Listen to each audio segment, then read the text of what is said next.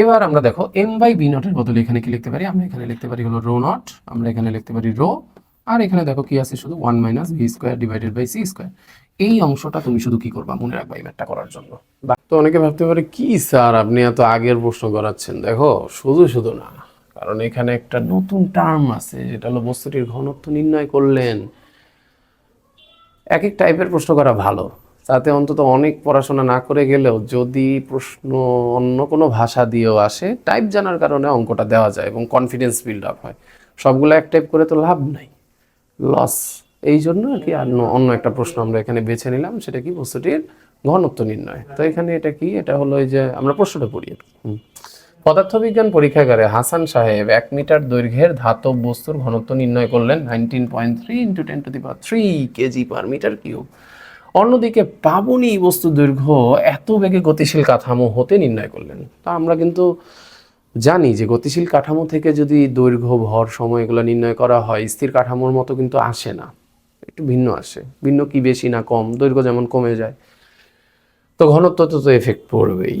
আচ্ছা, গতিশীল কাঠামোতে ধাতব বস্তুটির দৈর্ঘ্য নির্ণয় করো, that is very easiest question. তাহলে এটা নিয়ে আর সময় নষ্ট করার কি দরকার, আমরা একটা কাজ করতে পারি, আমরা এখানে কালারটা নিয়ে নেই, হোয়াইট কালার নিয়ে নেই এবং আমরা বের করে ফেলি।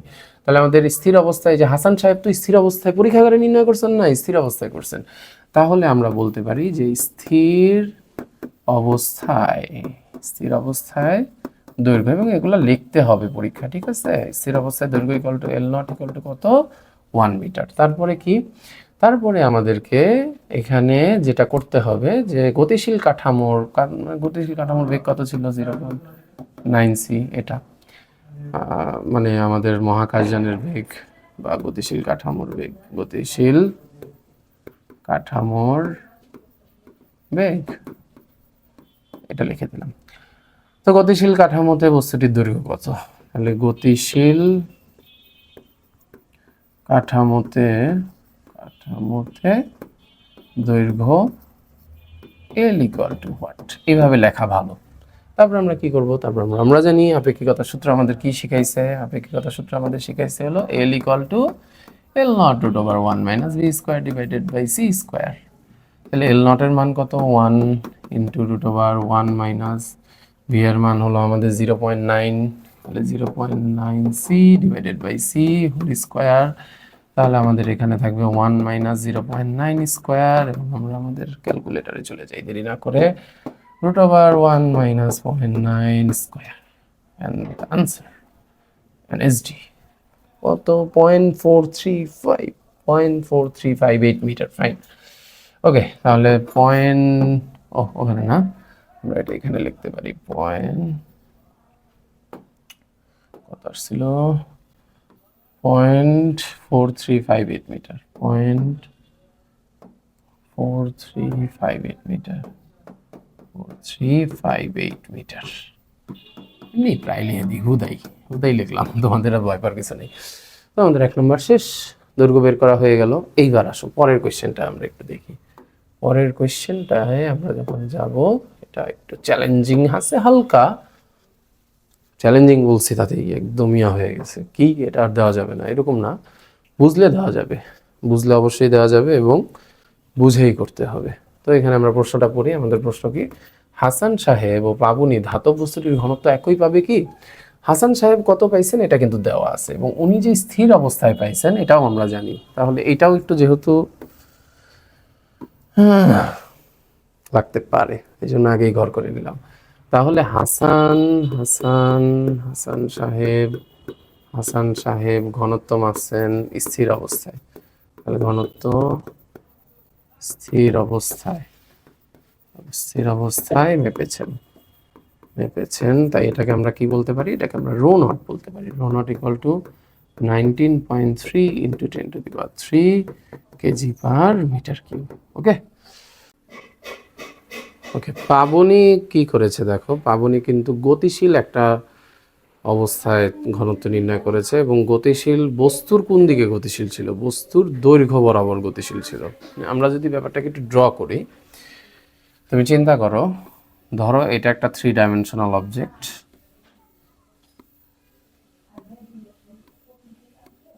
এটা 3 ডাইমেনশনাল। আমি একটা অন্য কালার নেই তোমার বোঝার জন্য। এখানে আমাদের 3টা ডাইমেনশন আছে, একটা এই দিকে, একটা এই দিকে, আরেকটা এই দিকে। ধরো রকেটটা এই বরাবর গতিশীল হয়েছে, ঠিক আছে? তার মানে কি সে শুধু দৈর্ঘ্য বরাবর গতিশীল হয়েছে? এবং তুমি তো জানো যে কোনো জিনিস যদি শুধু দৈর্ঘ্য বরাবর গতিশীল হয়, আপেক্ষিকতার নিয়ম অনুযায়ী কিন্তু তার শুধু দৈর্ঘ্যটাই সংকুচিত দেখবে, বাকিটা কিন্তু আর পরিবর্তন হবে না। মানে আমি বলতে চাচ্ছি যে এই যে জায়গাটা, এই যে এরিয়াটা, এই এরিয়াটা কিন্তু সে সেমই দেখবে। তার মানে রকেটের ক্ষেত্রে স্থির অবস্থায় যেটা মাপবেন, স্থির অবস্থায় হাসান সাহেব যে দৈর্ঘ্যটা মাপছিলেন সেটাকে আমরা এল নট বলতে পারি, কিন্তু গতিশীল কাঠামোতে কিন্তু এটা আর এল নট থাকবে না, এটা কি হয়ে যাবে, এল হয়ে যাবে। এই এতটুকু ইনফরমেশন তোমাকে জানতে হবে এই কোয়েশ্চেনটা আনসার করার জন্য। এখন এখানে স্পষ্ট বলে দিচ্ছে দৈর্ঘ্য বরাবর পাবনী গতিশীল হয়েছিল 0.9 সি বেগে। ভালো কথা, আমাদের কি দরকার, ঘনত্বর পরিবর্তনটা বের করা দরকার। হাসান সাহেবের ডেটা দেওয়া আছে, পাবনীর ডেটাগুলো এখানে আছে, তো আমরা এখানে লিখে রাখতে পারি যে এটা হলো পাবনীর জন্য, পাবনীর জন্য এই ডাটা। তারপর আমরা হোয়াইট কালারে ফিরে আসি যেহেতু আনসার করব। তো আমাদের একটু প্রতিবেদন করতে হবে, ওইটা নিয়ে ভয় পেও না, খুব ছোট করে করব। এরপর যদি না বুঝো মুখস্থ সূত্র ব্যবহার করে দেবা, এটা নিয়ে সমস্যা নেই। একটু 1 মার্ক কাটা যাবে, ওইটা আর কি স্যাক্রিফাইস করে দিলা, না পারার থেকে তো দিতে পারবা। প্রথমত তুমি এসএসসিতে একটা ফর্মুলা শিখছিলা, সেটা কি ছিল, rho is equal to M divided by V. জানো ঘনত্ব, ম্যাস ডিভাইডেড বাই ভলিউম, মানে পার ইউনিট ভলিউম। এখন আমরা এখানে ম্যাসের বদলে ধরো ম্যাসই রাখলাম, একটু ভলিউমের বদলে কি লিখতে পারি, এ এল লিখতে পারি। আমি একটু ক্লিয়ার করি, এখানে এক জায়গাও নট দেই নেই। এর মানে কি, এর মানে এখানে যতগুলো আছে সব গতিশীল, গতিশীল, এম গতিশীল, এ এ তো পরিবর্তন হবে না, কারণ এই যে এই পাশের ক্ষেত্রফল কিন্তু পরিবর্তন হবে না, এ বাদ, এল গতিশীল, রো কি গতিশীল অবস্থায় ঘনত্ব, এটাও আমরা এখানে একটু লিখে দিই যে এটা কি অবস্থায় ঘনত্ব, অবস্থায় ঘনত্ব।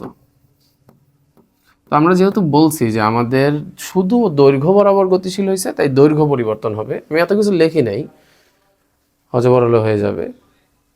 দৈর্ঘ্য বরাবর গতিশীল হয়েছে তাই দৈর্ঘ্য পরিবর্তন হবে, বাকিটা সেম থাকবে, তাহলে আমাদের এ চেঞ্জ হবে না। তো একটু একটু মাথায় রাখো। এখন আমরা এখানে যে আবার এটা করে ফেলি, তাহলে আমাদের মূল ইয়া কি ছিল, rho is equal to M divided by A L. এবার আমি একটু লিখি, এম এর বদলে আমরা কি লিখতে পারি, এম এর বদলে লিখতে পারি divided by root over 1 minus V square divided by C square. এটা তোমরা জানো। এর বদলে আমরা এ রাখতে পারি, আর এল এর বদলে সূত্রটা কি, এল এর বদলে সূত্র হলো L nought into root over 1 minus V square divided by C square. দেখো কত সুন্দর সূত্রটা। এই জায়গায় তোমাদের একটা জিনিস খেয়াল করবে, তুমি যদি এটাকে আলাদা করে লেখো তাহলে এখানে নিশ্চয়ই তুমি লিখবা কি, M nought divided by root over 1 minus V square by C square. আর এটাকে তুমি যদি উল্টায় যাও তাহলে এদের নিচে তুমি যদি 1 কল্পনা করো তাহলে এটা এইভাবে লেখা যাবে, A L nought root over 1 minus V square by C square. আমি আবারও বলি, আমরা এখানে ক্ষেত্রফল কিন্তু চেঞ্জ হবে না। কেন হবে না এটা বলছি, কারণ দৈর্ঘ্য বরাবর গতিশীল হয়েছে। এরপরে আমরা এখানে রো ইজ ইকুয়াল টু কি লিখতে পারি, M divided by A L naught, এদেরকে একসাথে লিখতে পারি। আর এখানে একই জিনিস দেখো দুইবার আছে, এই যে এইটা একটা, এটা একটা, রুট দিয়ে দুইটা আছে, তো আমরা এখানে রুট থাকার কারণে রুটটা এখানে উঠে যাবে, তো এখানে শুধু থাকবে 1 minus V square divided by C square. দেখো বুঝছো কিনা, না বুঝলে ভয়ের কিছু নেই, লাস্ট লাইন মুখস্থ করবা, এরকম অনেক আছে আমি জানি, নো প্রবলেম। তাহলে রো ইকুয়াল টু আমরা এখানে কি লিখতে পারি, M by A L naught, এই এতটুকুর বদলে কি লেখা যায়, M by A L naught, এই এতটুকুর বদলে লেখা যায়, আচ্ছা আমরা এখানে নট দিই নেই, নট হবে, এম নট ছিল এই জায়গায়, এ এল নটের বদলে ক্ষেত্রফল ইন্টু স্থির অবস্থায় দৈর্ঘ্য, তাহলে এটা কি হয়ে যাবে, ভি নট হয়ে যাবে। আচ্ছা তেমনই থাকবে 1 minus V square divided by C square. এবার আমরা দেখো এম বাই ভি নটের বদলে এখানে কি লিখতে পারি, আমরা এখানে লিখতে পারি হলো রো নট, আমরা এখানে লিখতে পারি রো, আর এখানে দেখো কি আছে, শুধু 1 minus V square divided by C square. এই অংশটা তুমি শুধু কি করবা, মনে রাখবা এই ম্যাথটা করার জন্য, বাকি অংশগুলো কিন্তু তোমার জন্য, তুমি যদি এগুলা লিখতে ভয় পাও বা ওই যে এগুলা যে দৈর্ঘ্য বরাবর গতিশীল হবে তাই দৈর্ঘ্য সংকুচিত হবে, ক্ষেত্রফল পরিবর্তন হবে না, তো অন্তত একটু মনে রেখো, এটা তোমার জন্য অনেক নেসেসিটি। এখন তোমার এখানে রো নটের ভ্যালুটা কত? রো নটের ভ্যালু হলো 19.3 ইন্টু 10⁻³ আর এখানে হবে কত 1 মাইনাস 0.9 স্কোয়ার। কেন? কারণ যে সি স্কোয়ার কাটা যায়। এখন তুমি ক্যালকুলেটার এখানে যাও, তাহলে এখানে লেখো 19.3 ইন্টু 10⁻³ আর এখানে লিখবা কি জাস্ট 1 মাইনাস 0.9 আর স্কোয়ার। এটা কত হয়েছে? তার মানে তুমি যদি এটাকে ইএনজিতে নাও তাহলে 101.578 ইন্টু 10⁻³ তার মানে আমরা দেখতে পাচ্ছি যে আমাদের ভর যেমন বৃদ্ধি পাইতো, আমাদের ঘনত্বও কিন্তু কি হলো? বৃদ্ধি পাইলো। মানে 101 দশমিক, তো দেখে নেই, 578 into 10⁻³ 57 KG per metre cube. So সোজা বাংলা কথা যেটা লাস্টে আমরা তাহলে বলতে পারি, আমাদের রো নট থেকে কি হয়? বড় হয়, এটা বলে দিবা, কারণ এখানে গাণিতিক বিশ্লেষণ চাইছে তো বড় হবে। গতিশীল কাঠামোতে